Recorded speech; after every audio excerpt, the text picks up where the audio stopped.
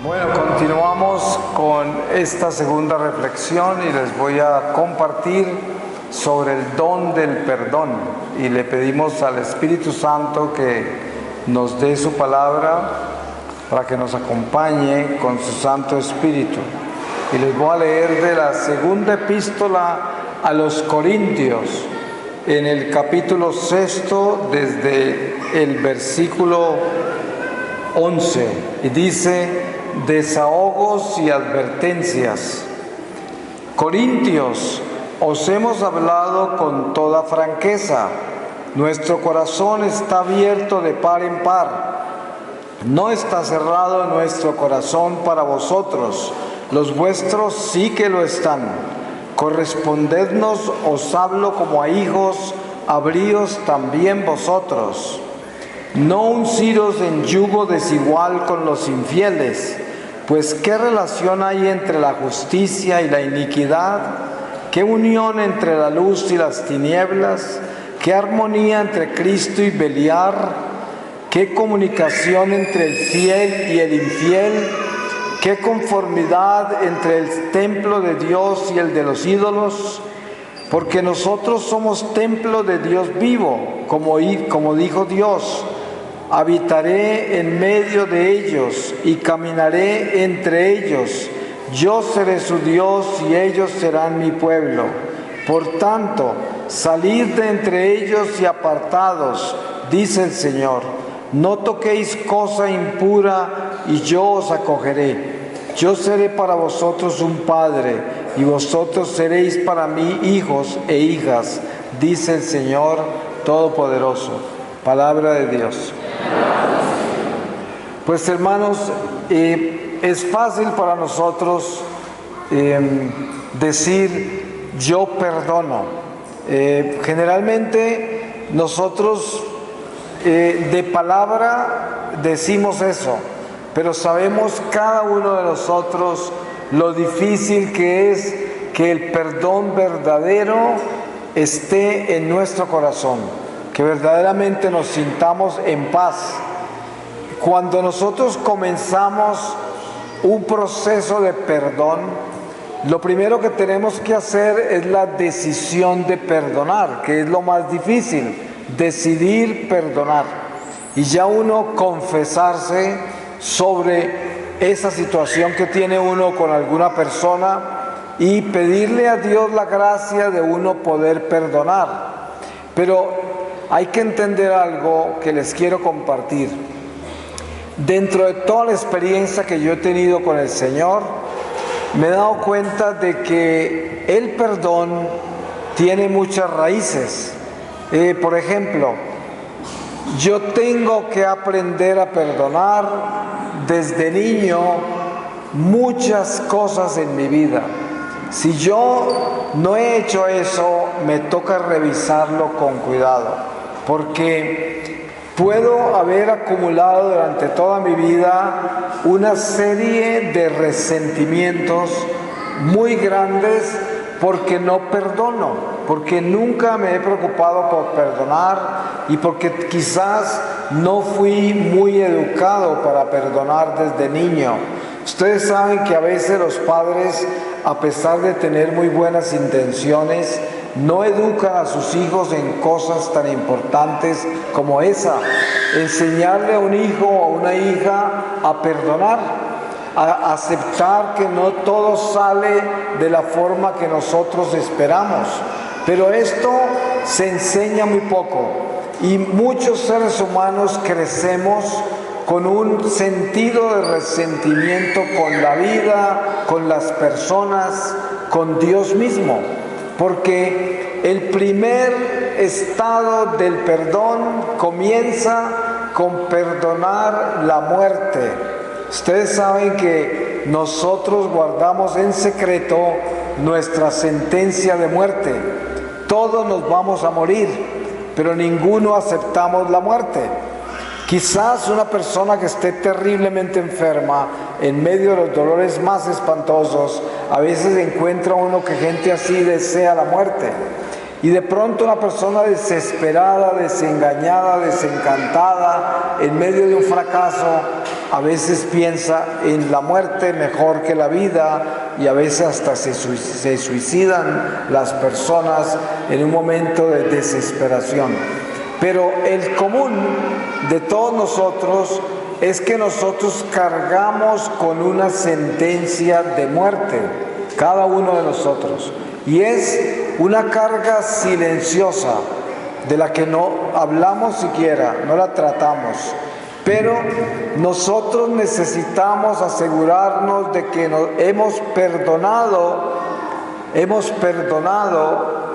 la vida, o sea, hemos perdonado el hecho de que nosotros moriremos. Y esto sucede cuando se muere una persona querida de nuestra vida, un ser que queremos mucho, la madre, el padre, un hermano, un hijo, un amigo, un ídolo. Y sentimos dolor, no lo aceptamos y en cierta forma como que no estamos perdonando ni a la vida ni a Dios. Y estas son cosas muy silenciosas, no son cosas que hablamos de ellas comúnmente, pero llevamos por dentro esa realidad en la cual no perdonamos cosas tan importantes como la muerte. Y de ahí parten la incapacidad para perdonar muchas otras cosas, porque tenemos una raíz muy grande en el no perdonar. También a veces no perdonamos el hecho de tener escasez, de habernos separado del esposo o la esposa, de tener problemas y conflictos con los hermanos, con los hijos, con los amigos, con el trabajo, con la supervivencia. Y todo eso causa situaciones en nuestra vida que nos producen resentimientos. Y por eso siempre debemos estar haciendo un ejercicio espiritual muy profundo de que nos aseguramos que estamos en paz con las circunstancias de nuestra vida, que las aceptamos, porque es muy fácil tomar una posición religiosa para nosotros como católicos y tomar esa posición diciendo, ay, yo le entrego todo eso a Dios. Eso es muy común que lo escuchamos en nuestro lenguaje católico. Yo le entrego eso a Dios. Y claro, pues eso es muy santo y debemos hacerlo así. Pero ¿cuánto es verdad que yo le estoy entregando eso a Dios? Porque cuando se trata del perdón, lo que Dios quiere que le entreguemos es el perdonar. Eso es lo que Él quiere que le entreguemos, porque sabemos que ninguno de nosotros tiene la capacidad de perdonar por sí mismo. Nosotros no somos capaces de hacer eso solos. Precisamente la palabra redención, la palabra Jesucristo, el Redentor, el Salvador, quiere decir ese Señor que vino a completarnos lo que nos falta. Y lo que a nosotros nos falta es precisamente eso, que es el mismo amor de Dios. Porque para uno poder perdonar, tiene que tener el amor de Dios. De lo contrario, ¿cómo va a perdonar? Si solo el amor lo puede hacer posible y el amor es Dios. Entonces, cuando nosotros vamos a donde el Señor y le vamos a entregar esa situación que no podemos perdonar, un ser humano, una circunstancia de la vida, una enfermedad, un fracaso económico, una situación de pobreza bien grande, una situación de soledad, de desesperación, de confusión, de dudas, de resentimientos mismos, todo eso, y a veces de sequedad, de desierto, de indiferencia, de un corazón de piedra que uno no puede ablandar. Todo esto sucede en la vida nuestra. Y cuando vamos donde el Señor a llevarle toda esa miseria nuestra, tenemos que tener en cuenta algo muy importante.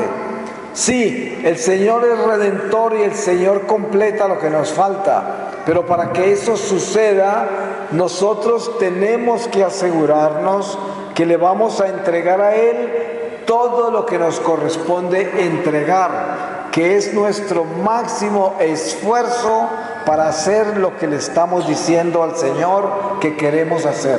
Por ejemplo, yo quiero perdonar el que tengo una situación en mi vida que no cambia y que me confunde, que me atormenta, que yo no sé qué hacer para que cambie, que estoy cansado, agotado, que a veces me hace perder mi fe y se la quiero entregar al Señor para que Él me dé fortaleza y para que si Él quiere me la cambie. Pero para eso tengo que llevar la absoluta sinceridad en mi corazón de que yo quiero tener paz con esa situación en mi vida, que no quiero estar desesperado, que no quiero dudar de Dios ni dudar de mi vida, que no quiero resentirme, que no quiero perder mi fortaleza interior, que no quiero desencantarme con todo y resentirme con todos, porque a veces cuando yo tengo una situación que no tiene solución aparentemente, tengo resentimiento con toda la gente que aparentemente está bien, porque eso es lo que sucede. Dice un viejo refrán que no hay peor miserable que el rico que vive preocupado todo el tiempo de que los demás le van a robar lo que tienen o que lo buscan porque quieren de él el tesoro que tiene, o el pobre que está siempre deseando lo que tienen los ricos y los odia y si puede les roba. No hay dos miserables más grandes en el mundo que esos dos, porque existe el rico de Dios. Por ejemplo, está San Lázaro, Marta, María, que eran ricos de la Judea, amigos de Jesús, que son gente que recibió prosperidad de Dios, pero lo usó para la gloria de Dios. Ese es el rico del Señor. Y están los pobres del Señor, que son aquellos a los que Dios no le confió riquezas naturales, pero les dio paz en el corazón y les dio amor, y son pobres santos y no desean nada y se sienten más ricos que los ricos, pero no desean nada de nadie ni envidian a nadie. Entonces, para uno entender lo que quiere decir el vivir en este mundo material con la paz de Dios, sin dejarse pervertir por el mundo material, eso quiere decir que esa paz de Dios viene de una relación sincera con el Señor, donde uno abre su corazón y le dice realmente quién es uno. El Señor sabe todo eso, Él sabe quiénes somos, pero ustedes saben cómo un padre de familia ama que su hijo venga y le cuente todos sus problemas, aunque el padre ya lo sabe. El padre conoce esos problemas, pero para él es importante que el hijo se los contó, porque eso es un acto de amor, un acto de confianza, un acto de intimidad en esa amistad entre padre e hijo. Y eso es lo que tiene Dios con nosotros. Él sabe todo, todo lo sabe, pero Él quiere que nosotros nos acerquemos y se lo contemos. Pero ¿cómo se lo contamos? Se lo contamos reconociendo quiénes somos nosotros. Si yo voy donde el Señor porque tengo un problema de que no puedo perdonar a alguien o algo en mi vida, es lo primero que le cuento. Señor, aquí estoy. No puedo perdonar a Lucy o no puedo perdonar a quien sea. Tú sabes que no puedo, Señor, pero yo quiero, pero no tengo las fuerzas para hacerlo. Necesito que tú me ayudes, Señor, y completes lo que me falta, porque necesito ese perdón. Miren cómo suceden estas cosas en los matrimonios, en las relaciones entre padres e hijos, entre hermanos, entre amigos, de que se van acumulando una serie de resentimientos, hasta el punto de que ya se disminuye el amor entre la pareja, el amor entre padres e hijos, el amor entre hermanos y amigos, el amor entre gente que uno tiene en la comunidad, en la iglesia. Y todo esto es parte de un no perdonar, porque si uno está pendiente todo el tiempo de estar vigilante a los resentimientos, vigilante a la falta de perdón, está uno en un crecimiento espiritual unido a Dios para que lo vaya sanando a medida que se va caminando en esta vida. Cada día nuestro es un convertirse. Hay personas que me preguntan, ¿cuándo fue que usted se convirtió? Y yo siempre les digo, corrección, ¿cuándo empecé a convertirme? Porque es que todos los días nos levantamos a convertirnos, todos los días. Esta es la carrera que estamos nosotros corriendo, como dice San Pablo. Si quieres ir al estadio a participar en los Olímpicos, prepárate como un buen atleta, no como quien se va a ganar una corona perecedera, pero como quien se va a ganar la corona eterna. Y eso es lo que nosotros debemos tener claro, que todos los días nos tenemos que levantar a convertirnos. Ustedes saben que uno se levanta y de pronto está lleno de malos pensamientos, de grandes tentaciones, de grandes resentimientos, de toda clase de situaciones malas, oscuras, negativas. Y es el primer trabajo que tiene que hacer, convertir eso en luz, derrotarlo y no permitir que se quede en su corazón. Eso se llama convertirse. Todos los días convertirse, y durante el día está uno constantemente convirtiéndose. Eso es lo que tiene que tener claro. La conversión es permanente. Uno tiene que hacer eso y tener en cuenta, porque hay personas que se acomodan en la religión, son muy religiosas, se confiesan con frecuencia, vienen a misa con frecuencia, están activos en la iglesia y eso les da a entender de que están bien, pero no trabajan en su corazón, no trabajan en su persona humana, no trabajan en el cambio trascendental importante de su corazón, de su persona interior, porque la religión no es suficiente, las prácticas religiosas no nos llevan al cielo. Lo que nos lleva al cielo es el cambio de corazón, la conversión radical, verdadera. Obviamente que la religión es para nosotros una fortaleza, un vestido importante que llevamos, pues es algo que Dios nos ha dado y son los cimientos de nuestra fe. Pero Jesucristo, que es la cabeza de esta iglesia, que es el rey de esta religión, nos enseña que tenemos que empezar por edificar el templo de Dios en nuestro corazón. Eso es lo que tenemos que hacer. Cuando Jesús le hablaba de los fariseos y de la levadura de los fariseos, en ese momento los apóstoles no entendían porque no tenían la unción del Espíritu Santo todavía y creían que Jesús les estaba hablando de levadura de la que se usa en el pan y no entendían qué tenía que ver eso con los fariseos, pero Él les estaba hablando del orgullo, la soberbia, la pretensión, la vanidad de los fariseos, y a eso lo llamaban levadura porque era lo que los inflaba, lo que los hacía así autosuficientes. Y precisamente de eso te estoy hablando yo, de una levadura, de una vida interior, de una vida que vivimos silenciosa dentro de nosotros, que no podemos disfrazarla con la religión, porque fácilmente nos engañamos. El trabajo más grande y más importante que tenemos nosotros como hijos de Dios es convertirnos en verdaderos hijos de Dios. Y para eso tenemos que traer una conversión de corazón radical. Tenemos que avergonzarnos de todas las cosas malas que hay en nosotros. Ustedes saben cuántas cosas malas se nos ocurren a nosotros, pero muchas.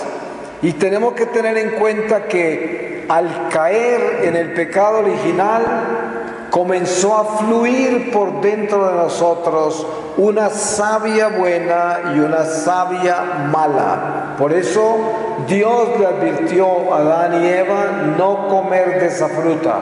Y precisamente al comer de esa fruta comenzó a circular una savia que no teníamos y que ahora tenemos.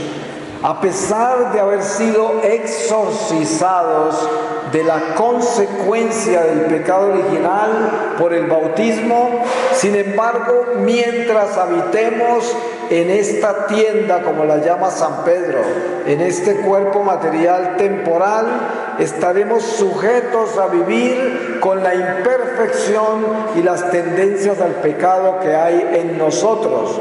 Como dice San Pablo, en mí hay una tendencia a hacer el mal, que no soy yo, pero me hace caer. O sea, es algo que está en mí como una mancha. Y esto es a lo que tenemos que vigilar, porque cada uno de nosotros tenemos el potencial para hacer cosas espantosas, o tenemos el potencial para hacer cosas extraordinariamente santas y buenas. Y eso depende de la decisión que tomemos nosotros. Por eso, cuando se habla del fiat de María, el sí de María, cuando ella tiene el encuentro con San Gabriel, arcángel, en la anunciación, se habla de que Dios es tan perfectamente amoroso que no hace nada sin nuestro sí. Ustedes se dan cuenta, por ejemplo, en los milagros de Jesús, como el ciego que está en el camino y el Señor le pregunta, ¿qué quieres? O sea, él, sabiendo que es un ciego y sabiendo todo, sin embargo, él quiere que el ciego le diga qué es lo que quiere.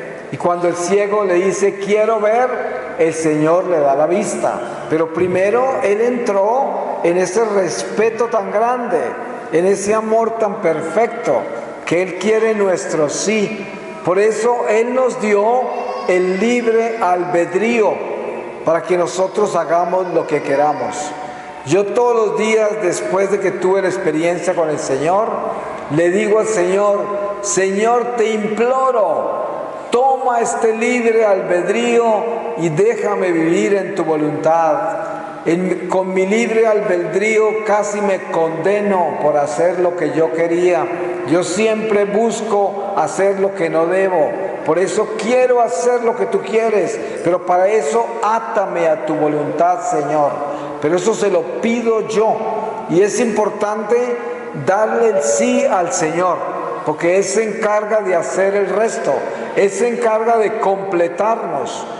Entonces, en lo relacionado al perdón, nosotros debemos acercarnos a Dios e implorarle que nos ayude a perdonar. Ayúdame, Señor, a perdonar. Tú sabes que yo no tengo la fuerza para hacerlo. ¿Cuántas veces nos hemos confesado de no perdonar a alguien o algo y salimos de la confesión y no mucho tiempo después sentimos el mismo problema vivo todavía en nosotros, como si nunca hubiésemos perdonado, como si nunca hubiésemos confesado ese pecado? Eso sucede. ¿Y qué pasa? ¿Por qué eso insiste en nuestra vida? Porque es que hay algo que se llama batalla espiritual. La batalla espiritual nuestra es contra el demonio, por eso se llama batalla. Y todo lo que tiene que ver con los conflictos que tenemos con los demás, con la vida, con nosotros mismos, está envuelto en una batalla espiritual. El demonio no quiere que usted perdone, el demonio no quiere que usted tenga paz, el demonio no quiere que usted busque el amor de Dios. El demonio no quiere que usted ame su iglesia, no quiere que ame su familia ni que la respete. Él quiere que usted la odie, que se resienta, que sea un susceptible, que se ofende por todo, que siempre está confundido, que siempre está resentido. Eso es lo que quiere el espíritu del mal. Entonces, precisamente Jesús nos deja los sacramentos y la fuerza y poder de la oración, que reúnen todos los elementos necesarios para nosotros construir una fe que sea tan grande que nos pueda sacar de esta prisión y llevarnos al reino de la luz.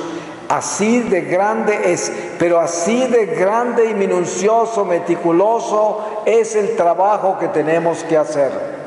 Fíjense en cuánto esfuerzo hacemos para lograr cosas temporales. Nos trasnochamos, pasamos años especializándonos en cosas, trabajando para acumular fortunas, buscando oportunidades, y los sacrificios que hacemos son inmensos. Pero miren lo poco que se sacrifica para uno cambiar el corazón. ¿Cuánto esfuerzo está haciendo? ¿Cuánto sacrificio está haciendo? ¿Cuánta mortificación para cambiar sus defectos, sus malas costumbres, su conducta, para cambiar las inclinaciones malas que tiene? ¿Cuánto esfuerzo está haciendo? Hay gente que se enorgullece de decir: ay, yo soy de un temperamento muy difícil. Así somos todos en mi familia. Como si fuera una virtud, como si fuera una cualidad. Así era mi abuelo, así soy yo. Somos difíciles, somos de un temperamento, es que explotamos así nomás. ¿Qué tal? Eso no es ninguna virtud. Precisamente este es el gran defecto en su familia. Lo primero que tiene que hacer es coger una antorcha y quemar ese defecto. Tiene que llevarlo a los pies del Señor y decirle: mira lo que cargamos en mi sangre. Esta tendencia tan horrible que tenemos de ser intolerantes, personas que tienen un temperamento terrible y ofendemos, hacemos daño, le quitamos la paz a los demás, agredimos a la gente. Ayúdame, ten misericordia de mí, Señor, cámbiame. Esto es lo que tenemos que hacer. Por eso advertía: miren que estamos hablando entre el pueblo de Dios católico, que es la iglesia de Dios. Y por lo tanto, cada uno de nosotros en este templo conoce la verdad por la infusión del Espíritu Santo que hemos recibido. ¿Y cuántas Eucaristías han recibido ustedes? ¿Cuántas veces se han confesado? ¿Cuántos rosarios han rezado? ¿Cuántas procesiones han vivido en su vida? ¿Cuántas Semanas Santas? ¿Cuántas Navidades? ¿Cuántos regalos extraordinarios de esta iglesia para nuestra vida, para nuestro caminar, para nuestro destierro? Muchas. Y entonces nos debemos preguntar: ¿cuánto he utilizado yo todos estos dones maravillosos que he recibido? ¿Cuán grato soy yo? Porque uno de los secretos más grandes para limpiar nuestro corazón y para aprender a perdonar es la gratitud. Gratitud. ¿Cómo hago yo para perdonar a aquel que es tan difícil de perdonar? Pues simplemente acordándome de lo más importante de todo, que es agradecerle a Dios que siempre me perdona todas mis maldades. Entonces, ¿cómo es que yo no puedo perdonarle al otro?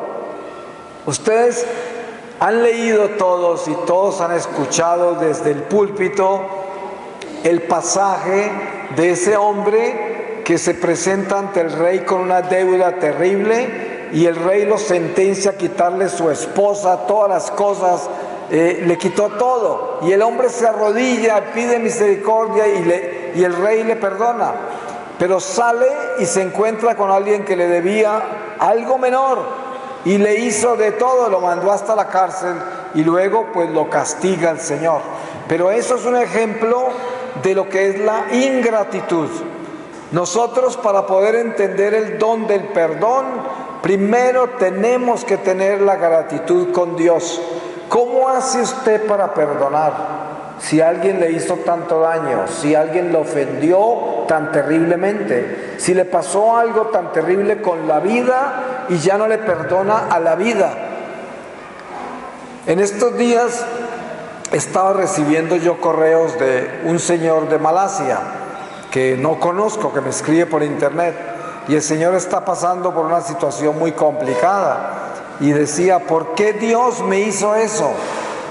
¿Por qué? ¿Y ahora qué piensa Él que yo voy a hacer después de que me hizo eso? Ustedes se imaginan, no es fácil responder a algo así. Decía: Dios no hace esas cosas suceden por los pecados de los mismos seres humanos. Es como cuando uno sale por las calles y lo atracan. Dios no hizo eso, Dios no es un atracador, eso lo hizo un atracador. Y uno tiene que entender que estamos en este mundo, estamos en el destierro, estamos enfrentados a una batalla entre el bien y el mal. Nos pueden pasar toda clase de situaciones terribles en esta vida. Y eso es el resultado del pecado de la humanidad, del desorden que vivimos entre todos nosotros los seres humanos. Y tenemos que afrontar esas consecuencias. Pónganse a pensar esto. San Pablo, por ejemplo, una columna gigantesca de la iglesia. ¿Cómo pueden entender ustedes que los romanos lo decapitaron? Semejante apóstol, después de todo lo que hizo, y ya estaba anciano, y le cortan su cabeza. Un preferido de Dios. Esto es un ejemplo. San Pedro muere crucificado, otros mueren quemados, otros todos mártires. San Juan, que aparentemente no fue mártir y murió muy anciano, lo habían metido en una paila de aceite caliente, solo que el Señor no quiso que él muriera y salió más joven de lo que lo metieron a la paila, y por eso lo mandaron fue a la cárcel, porque ya los romanos, que eran tan supersticiosos, estaban asustados con él. Pero fue mártir en muchas formas, porque fue el único que acompañó al Señor por el Calvario. Ya de por sí había sido mártir por el Calvario, pero todos, sin excepción, recibieron ese golpe. Entonces, ¿cómo se va a quejar uno si le pasan cosas malas en este mundo? Si es que este mundo es un destierro, y en este mundo estamos pasando la primera prueba para llegar a la vida eterna. Aquí tenemos que pasar esa prueba. Por eso no es acerca de las cosas malas que nos suceden y por qué lo permitió el Señor. Ustedes se pueden imaginar los amigos y discípulos de Pablo: ¿por qué lo dejaste decapitar? Nunca ninguno de ellos hizo eso. Todos sabían que ese es el camino. Y es más, al principio, antes de llamarnos cristianos, nos llamábamos los del camino, porque es que eso es lo que es, un camino. Por eso se dice que Jesús es el camino. Pero ¿qué camino? Este camino está lleno de sorpresas, lleno de cambios, lleno de situaciones. Pero nunca le eche la culpa a Dios, nunca le eche la culpa a nadie. Estamos en batalla, esto es una guerra. Aquí tenemos que lucharla todos los días. No esperen acampar en este mundo y esperar las glorias de este mundo. Eso fue lo que yo hice por 33 años. Viví detrás de las glorias de este mundo. Y el diablo me dejó saborear los mejores vinos de este mundo. Pero nunca tuve paz, nunca tuve gozo, nunca estuve realizado como persona como estoy hoy por tener a Jesús en mi corazón. Eso es lo más importante. La batalla que nos toca vivir en esta vida es una batalla de verdad. Aquí nos van a pasar muchas cosas terribles y también vamos a tener momentos maravillosos, pero aquí no se encuentra la felicidad. A mí me encanta ese diálogo que tiene Santa Bernardita con la Virgen de Lourdes, cuando ella le dice: no te daré felicidad en este mundo, pero sí en el otro, en la otra vida. Y esto no era solo para Santa Bernardita, Eso es para todos nosotros, para que entendamos que aquí no está la felicidad. Y por eso, entendiendo eso, vamos a tener más posibilidades de perdonar. Vamos a tener más paciencia y compasión. Vamos a tener más tolerancia, porque sabemos que todos nosotros, cada uno, sin excepción, desde el niño, el joven, el adulto, el anciano, todos estamos embarcados en una vida misteriosa, difícil, una batalla espiritual inmensa. Y por eso tenemos que amarnos tanto nosotros y respetarnos y apoyarnos. Y sí, hay personas que no podemos aceptar inmediatamente en nuestra vida y tenerlas de lejitos, pero eso no quiere decir que las vamos a despreciar. Eso no quiere decir que no las vamos a amar, porque hay que amar a ese que está. A mí me tocó aprender a amar a los que me secuestraron y que me robaron todo. Me tocó aprender eso, porque era la lección más importante. ¿Qué tal que yo hubiese quedado odiándolos y buscando cómo rescatar ese dinero que me robaron como fuera? Hubiese quedado destruido, no habría nada de mí, nada. Pero precisamente la lección más importante era perdonar a aquellos que me hicieron daño, aquellos que me robaron, como también espero que me perdonen aquellos a quien yo les he hecho daño, porque también yo le he hecho mucho daño a muchas personas cuando vivía en el mundo, porque nadie me importaba, solo me importaba yo, y a mí no me importaba pararme encima de otro con tal de yo salir adelante. Eso es lo que hace la gente del mundo. Y entonces es importante tener claro que para nosotros poder perdonar tenemos que tener una sobriedad en nuestro corazón que nos demuestre que la batalla que estamos librando es a vida o muerte, es por nuestra salvación o nuestra condenación. No hay nada en la mitad. Hay gente que piensa que el purgatorio está en la mitad. No, el purgatorio no está en la mitad. El purgatorio es salvación, solo que por medio de una purgación, pero ya está del lado de la luz. No hay sino dos posibilidades: o nos condenamos o nos salvamos. Y depende de lo que nosotros hagamos. Y una de las condiciones más grandes e importantes para nuestra salvación es el perdón. Tenemos que perdonar, hay que aprender a perdonar. Y como les decía antes, no solamente perdonar a seres humanos, perdonarnos a nosotros mismos, perdonar nuestros propios errores, perdonar la vida, perdonar la vida.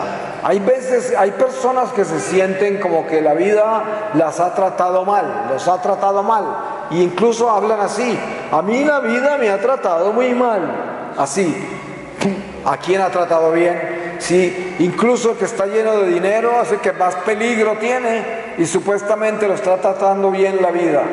Y como dice el Señor, ¿saben lo que Él dijo de los ricos, no? Lo difícil que era entrar al cielo. O sea que aparentemente los que tienen poder, dinero y todas las oportunidades en este mundo son los que la vida trata bien. Yo no quisiera estar en los zapatos de ellos, porque precisamente así es como yo me iba a condenar. Y con esto no estoy condenando el dinero, ni la prosperidad, ni las oportunidades de esta vida, porque uno puede utilizar todo eso para el bien. Pero hay pocos los que saben utilizarlo para el bien. La mayoría de los seres humanos, con el dinero, con la fama, con el poder, se les sube a la cabeza y pierden el corazón y pierden a Dios. Y por eso hoy debemos decir: la vida no nos trata mal. Precisamente las pruebas más duras de esta vida son las que nos edifican. Porque yo podría decirles a ustedes una cosa: bendito secuestro. Si no hubiese sido por eso, ¿qué sería de mí? Ni siquiera estuviera vivo, ya me hubiera muerto. Porque así era. Y esa prueba tan espantosa, los mismos colegas míos en California se burlan de mí cuando digo bendito secuestro. Les parece lo más ridículo del mundo, porque es gente que no tiene a Dios y no entiende nada de lo que estoy diciendo yo. Pero ¿cómo no voy a decir yo eso si es lo mejor que me pudo haber pasado?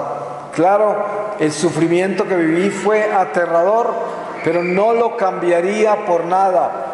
Si se pudiera retroceder el tiempo y yo tuviera la oportunidad de cambiar las cosas y hubiese estado viviendo en pecado como estaba y me aparezco al frente del secuestro, no lo cambiaría, porque sabría que ese es el camino para el cambio. Y por eso fue que el niño Jesús me lo dio de regalo de Navidad. ¡Qué regalito!, ¿no? Y por eso yo le recomiendo la novena a la gente. A propósito, la tengo en mi página web, que es mi nombre, marinorestrepo.com. Ahí la pueden ver y nosotros la rezamos en vivo. Yo todas las noches durante los 9 días hago una reflexión de la Divina Infancia y en cada novena desde el 16 de diciembre hasta el 24. Ustedes se pueden conectar si quieren y hacerla conmigo. Solo que tienen que ponerse el cinturón de seguridad para la forma en que les va a contestar el niño. Porque mire cómo me cambió mi vida. Así de que hay que entender lo que Dios hace en nuestra vida. Son cosas extraordinarias que Él hace detrás de nuestro sí. Eso lo tenemos que tener claro. Tenemos que darle el sí al Señor en todo. Depende de nosotros, cuánto quiere hacer, cuánto quiere cambiar, qué es lo que está buscando en su vida. Eso lo tiene que tener claro. Para terminar, yo les voy a hacer un ejercicio espiritual que yo considero muy importante. Piensen en esto. ¿Cuántas de las oraciones que ustedes hacen todo el tiempo son para algo que no sea de este mundo temporal? ¿Cuántas hacen ustedes por su salvación eterna, por ir directamente al cielo y no tener que purgar en el purgatorio, por santificarse, por aprender a perdonar? ¿Cuántas oraciones de las que ustedes hacen son para eso? Hagan una suma a ver si la mayoría de las oraciones que ustedes hacen son únicamente para pedirle a Dios beneficios temporales en el mundo material. Si hay mayoría de intenciones de sus oraciones para beneficios temporales en el mundo transitorio, eso quiere decir que usted necesita despertarse y comenzar a cambiar y comenzar a tener un crecimiento espiritual, porque usted pertenece a esos que San Pablo llamaba los que todavía están tomando leche, que ya deben dejar de tomar leche y empezar a tomar alimento sólido. Es tiempo de dejar de pedir solo cosas para esta vida temporal y es tiempo ya de comer el alimento sólido y atreverse a pedirle a Dios la santidad, la salvación eterna y pedir por la conversión de todos los pecadores. Si ustedes quieren saber cuál es la oración que más ama a Jesús, la oración que más ama a Jesús es no decirle Jesús te amo, seguro que eso también le gusta, pero la oración que más ama a Jesús es la oración por la conversión de todos los pecadores. Esa es. ¿Por qué? Él se crucificó por todos los pecadores. Entonces, si Él hizo eso, ¿cuánto ama Él al pecador? Entonces, usted quiere demostrarle el inmenso amor a Jesús, pídale por la conversión de todos los pecadores. Pero no se ponga a rezar, Señor, yo necesito que me ayudes a comprar un carro nuevo, que me ayudes a tener un empleo nuevo y más dinero y la conversión de todos los pecadores.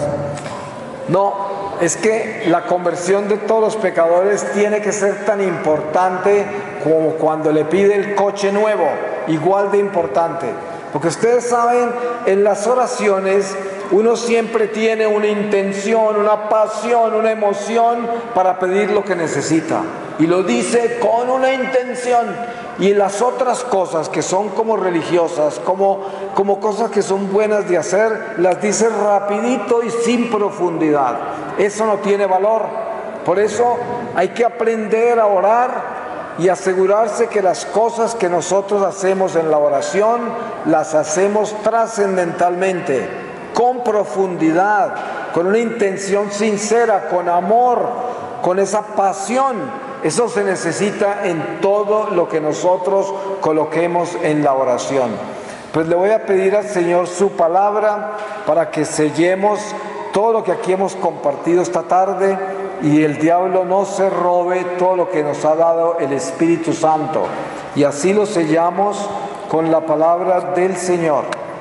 Y les voy a leer a ustedes del capítulo 6, versículo 9 de la epístola a los Hebreos, y dice: palabras de esperanza y ánimo.